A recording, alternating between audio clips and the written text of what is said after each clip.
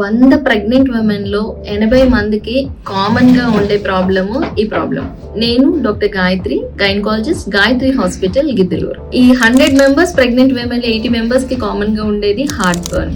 Heart burn అంటే ఎలా present అవుతుందంటే పర్టికులర్ గా ప్రెగ్నెంట్ ఉమెన్ లో ఒక రకమైన చెస్ట్ డిస్కంఫర్ట్ అండ్ బర్నింగ్, అంటే చెస్ట్ వరకు లోపల ఒక మంట పుడుతున్నట్టు, యాసిడ్ రిఫ్లెక్స్, ఫుడ్ పార్టికల్స్ గొంతుకులోకి వస్తున్నట్టు, పుల్లటి తేన్పులు రావడం, ఇంకా కొంచెం some sort of discomfort, uneasiness, ఇదంతా కూడా హార్ట్ బర్న్ కింద ప్రెసెంట్ అవుతుంది.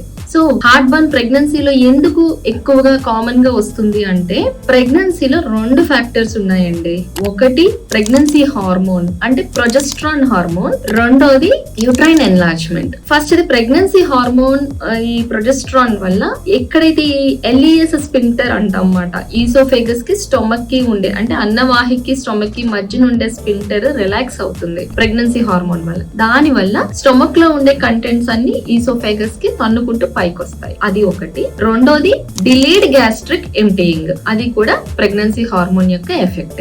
ఇంకొకటి యూట్రైన్ ఎన్లార్జ్మెంట్, అంటే గర్భసంచి, అంటే బేబీ ఎదుగుతున్న కొద్ది గర్భసంచి హైట్ పెరుగుతూ ఉంటుంది. అది అలా హైట్ పెరుగుతున్నప్పుడు, అంటే గర్భసంచి పెరుగుతున్నప్పుడు అది స్టొమక్ ని పైకి పుష్ చేస్తుంది. ఇది కూడా హార్ట్ బర్న్ ని వర్సన్ చేస్తుంది. సో ఎందుకు ఈ హార్ట్ బర్న్ ప్రెగ్నెన్సీలో వస్తుంది అన్నది మనకు ఒక అవగాహన వస్తే దాన్ని ఎలా కంట్రోల్ చేసుకోవచ్చు, దాని నుంచి మనం ఎలా రిలీఫ్ పొందొచ్చు అన్నది అందరికి ఈజీగా తెలుస్తుంది. పర్టికులర్ గా గర్భిణిగా ఉండేటప్పుడు ఈ heart burn last 7th, 8th, 9th month లో ఇంకా ఎక్కువ ఉంటుంది. ఎందుకంటే అప్పటికి యూట్రస్ బేబీ బాగా పెరుగుతుంది కాబట్టి యూట్రస్ ఇంకా పైకి వచ్చేస్తుంది. ఓకే, సో దీన్ని కంబ్యాట్ చేయాలంటే ఫస్ట్ థింగ్ మనం ఏం చేయాలి? ఫుడ్ విషయంలో spicy foods, masala foods, fried oils అంటే like oil foods and citrus fruits, పుల్లటి పదార్థాలు కానీ, కార్బనేటెడ్ బెవరేజెస్ అంటే cool drinks and coffee, tea, ఇవన్నీ తగ్గించాలి. నెంబర్ 2,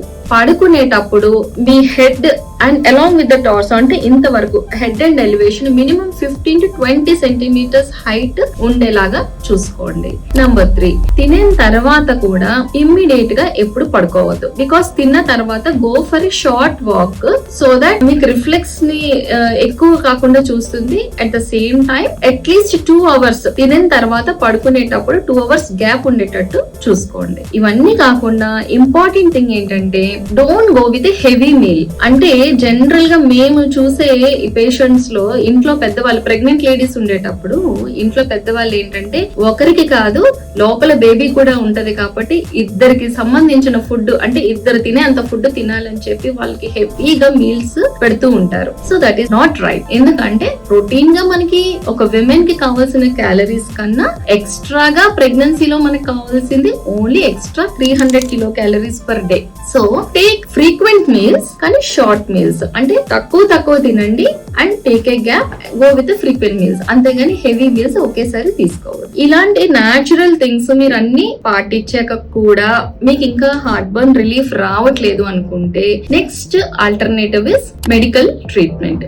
దీనికి we will advise antacids with alginates, first line of treatment. చాలా మందికి కామన్ గా బయట మనకి మెడికల్ షాపుల్లో గానీ మార్కెట్స్ లో కానీ దొరికేసేది ప్యాంటాప్ టాబ్లెట్. హార్ట్ బర్న్ అనగానే ప్యాంటాప్ తెచ్చేసుకుని వేసేసుకుంటారు. Please don't do that. Pantop అనేది proton pump inhibitor drug list లో వస్తుంది and it's not the first line of management in heartburn. First దాని మీద మీరు అవగాహన తెచ్చుకొని న్యాచురల్ గా దాన్ని కంట్రోల్ చేసుకోవడానికి ట్రై చేయండి. ఇఫ్ దాంతో కంట్రోల్ అవ్వకపోతే under the supervision of a gynecologist, take her advice and follow the treatment. And don't rely on ChatGPT's, Google's and your neighbor's words regarding the any tablet you take in pregnancy, and don't take that risk. Okay, thank you.